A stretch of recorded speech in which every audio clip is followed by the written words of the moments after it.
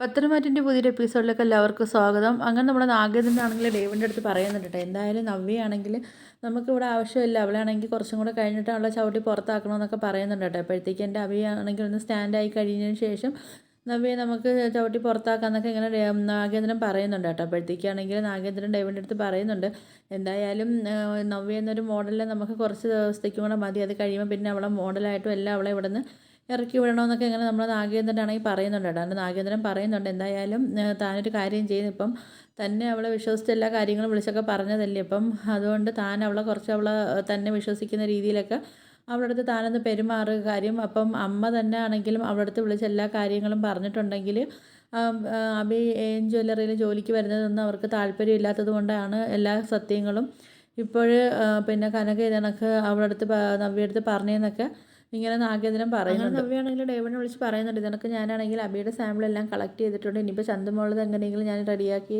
Collect ചെയ്തൊക്കെ തരാമെന്നൊക്കെ പറഞ്ഞിട്ട് നമ്മൾ ഡേവിഡ് പറഞ്ഞ് വിട്ട ഒരാളുടെ കയ്യിലാണെങ്കിൽ നവ്യാണെങ്കിൽ സാമ്പിളൊക്കെ കൊടുത്തൊക്കെ വെച്ചിട്ടുണ്ട് കേട്ടോ. അപ്പോഴത്തേക്കാണ് നമ്മുടെ ഡേവിഡ് ഇങ്ങനെ പറയുന്നുണ്ട്, എന്തായാലും ഞാനാണെങ്കിൽ ഇതിൻ്റെ സത്യാവസ്ഥ എന്തായാലും ഒരിക്കലും നവ്യ അറിയിക്കത്തില്ല, കാര്യം എൻ്റെ നാഗേന്ദ്രൻ സാറിൻ്റെ മോനാണ് അബി, അവൻ്റെ ജീവിതം നശിപ്പിക്കാൻ വേണ്ടി ഞാൻ ഒരിക്കലും കൂട്ടു നിൽക്കത്തില്ല എന്നൊക്കെ പറയുന്നുണ്ട് കേട്ടോ. എന്നിട്ടാണല്ലോ നമ്മൾ നവ്യയുടെ ഒരു വിശ്വാസമൊക്കെ അവരിൽ കിട്ടണമെന്നൊക്കെ വിചാരിച്ചിട്ടാണ് നമ്മുടെ ഡേവിഡാണെങ്കിൽ ഇങ്ങനെയൊക്കെ ചെയ്യുകയൊക്കെ ചെയ്യുന്നത്. പക്ഷേ നമ്മളെ നവ്യയ്ക്കാണെങ്കിൽ വീണ്ടും ഒരു സംശയങ്ങളൊക്കെ വരുന്നുണ്ട്. കാര്യം ഡേവിഡ് ആണെങ്കിൽ പെട്ടെന്നാണെങ്കിൽ വിളിച്ചൊക്കെ പറയുന്നുണ്ട്, DNA ടെസ്റ്റ് കിട്ടി അബിയല്ല ചന്തുമോളുടെ അച്ഛൻ എന്നൊക്കെ പറയുന്നുണ്ട്. പക്ഷേ എന്നാലും നമുക്കാണെങ്കിൽ ചെറിയൊരു സംശയമൊക്കെ വരുന്നുണ്ട്. കാരണം DNA ടെസ്റ്റിൻ്റെ റിസൾട്ട് ആണെങ്കിൽ പെട്ടെന്ന് തന്നെ വിളിച്ച് പറയുകയും ചെയ്ത് അബിയല്ല ചന്തുമോളുടെ അച്ഛൻ എന്നൊക്കെ പറഞ്ഞതിലൊക്കെ നമ്മൾ നവ്യയ്ക്കൊരു ചെറിയൊരു സംശയമൊക്കെ വരാൻ തുടങ്ങി. കാര്യം വെച്ചാൽ എത്രയും പെട്ടെന്ന് എന്തായാലും DNA ടെസ്റ്റിൻ്റെ റിസൾട്ട് കിട്ടത്തില്ല എന്നൊക്കെ നവ്യയ്ക്കൊക്കെ അറിയാവുന്ന കാര്യമാണല്ലോ. നവ്യ ചിന്തിക്കുന്നുണ്ട്, എന്തായാലും എൻ്റെ സത്യാവസ്ഥ എനിക്ക് അറിയണം, എനിക്കാണെങ്കിൽ ഡേവിഡിനെ കണ്ട് സംസാരിക്കണം, എന്നെ അയാൾ ചതിക്കുകയാണെങ്കിൽ അയാളെ ഞാൻ വെറുതെ വിടത്തില്ല എന്നൊക്കെ നവ്യ ഇങ്ങനെ ചിന്തിക്കുന്നുണ്ട് കേട്ടോ. അത് നവ്യ പറയുന്നുണ്ട്, എന്തായാലും അവരെ ജോലി എനിക്കില്ലെങ്കിലും എനിക്ക് കുഴപ്പമില്ല, എനിക്കിതല്ലെങ്കിൽ എനിക്ക് വേറെ ജോലി കിട്ടും, എന്തായാലും എല്ലാവരും കൂടെ എന്നെ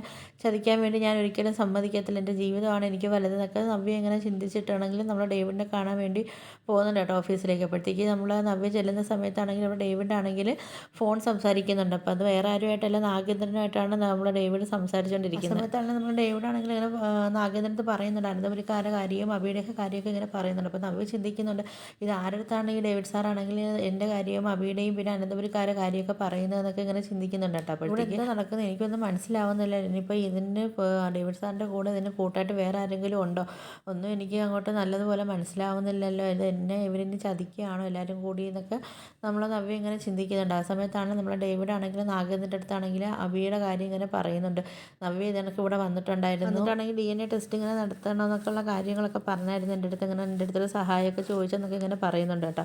അപ്പോൾ ഞാനാണെങ്കിൽ പറഞ്ഞു, നീ ആണെങ്കിൽ സാമ്പിളൊക്കെ കൊണ്ടുപോകാമെന്നൊക്കെ ഇങ്ങനെ പറഞ്ഞിട്ടുണ്ടായിരുന്നു. എന്നിട്ട് അവൾ സാമ്പിളൊക്കെ കൊടുത്ത് വിട്ടിട്ടാണെങ്കിൽ ഞാനത് നെഗറ്റീവായിട്ടുള്ള റിസൾട്ടാണ് ഞാൻ കൊടുത്തതെന്നൊക്കെ പറയുന്നുണ്ട് കേട്ടോ. അബിയല്ല ചന്തുമോളുടെ അച്ഛൻ എന്നുള്ള കാര്യമൊക്കെ ആയിട്ടുള്ള റിസൾട്ടൊക്കെ ഞാൻ കൊടുത്തതെന്നൊക്കെ ഇങ്ങനെ പറയുന്നുണ്ട്. നമ്മളടുത്ത് കളിച്ചാൽ ഇങ്ങനെ ഇരിക്കത്തുള്ളൂ എന്നൊക്കെ നമ്മൾ ഡേവിഡ് ആണെങ്കിൽ നാഗേന്ദ്രൻ്റെ അടുത്ത് പറയുന്നത് നവ്യ കേൾക്കുന്നുണ്ട്. ഡേവിഡ് പറയുന്നുണ്ട്, എന്തായാലും ദൈവത്തിൻ്റെ ഒരു ഇതുകൊണ്ടായിരിക്കും നവ്യക്കാണെങ്കിൽ കാര്യങ്ങളെല്ലാം എൻ്റെ അടുത്ത് പറഞ്ഞിട്ടാണെങ്കിൽ എൻ്റെ അടുത്തൊരു സഹായം തേടാനൊക്കെ വേണ്ടി വന്നത്, അതല്ലെങ്കിൽ വേറെ എവിടെയെങ്കിലും അവൾ കൊടുത്തിരുന്നെങ്കിൽ എന്തായാലും ചന്തുമോളുടെ അച്ഛൻ അബിയാണെന്നുള്ള കാര്യം എന്തായാലും മനസ്സിലാവുമല്ലോ. അപ്പോൾ പിന്നെ ആണെങ്കിൽ നമ്മൾ ഉദ്ദേശിച്ച കാര്യങ്ങളൊന്നും നടക്കത്തില്ലല്ലോ എന്നൊക്കെ ഇങ്ങനെ നാഗേന്ദ്രൻ്റെ അടുത്ത് ഡേവിഡ് പറയുന്നുണ്ട്. അപ്പോഴത്തേക്ക് നവ്യാണെങ്കിൽ ഇതെല്ലാം കേട്ടിട്ട് ആകെ ഷോക്കായിട്ടൊക്കെ നവ്യ നിൽക്കുന്നുണ്ട്. അപ്പം നവ്യ ചിന്തിക്കുന്നുണ്ട്, ഇത് ആരടുത്ത് അയാൾ ഇത്രയും ഫ്രീഡം ആയിട്ടൊക്കെ ഞങ്ങളെ കാര്യങ്ങളൊക്കെ പറയുന്നത്, അപ്പോൾ എല്ലാവരും കൂടി എന്നെ ചതിക്കുമായിരുന്നോ എന്നൊക്കെ നവ്യ ഇങ്ങനെ ചിന്തിച്ചുകൊണ്ട് നിൽക്കുന്നുണ്ട്. നവ്യ ഇങ്ങനെ ചിന്തിക്കുന്നുണ്ട്, എന്തായാലും ഈ ഡേവിഡ് ഇനിയിപ്പോൾ ആരെയും വിളിച്ച് ഇത്രയും സ്വാതന്ത്ര്യത്തോടെ അയാൾ സംസാരിച്ചത് ഞങ്ങളെക്കുറിച്ച്, എന്തായാലും ഇനി ആ ഒരു ഫോണുകൾ ഇയാൾ ആരെയും വിളിച്ചതെന്നൊക്കെ എന്തായാലും കണ്ടെത്തിയേ പറ്റത്തുള്ളൂ എന്നൊക്കെ ഇങ്ങനെ നവ്യ ചിന്തിക്കുന്നുണ്ട്. എന്തായാലും ആദർശേട്ടനും നയനയൊക്കെ പാവമായിരുന്നു, അവർ ഞാൻ ഒരുപാട്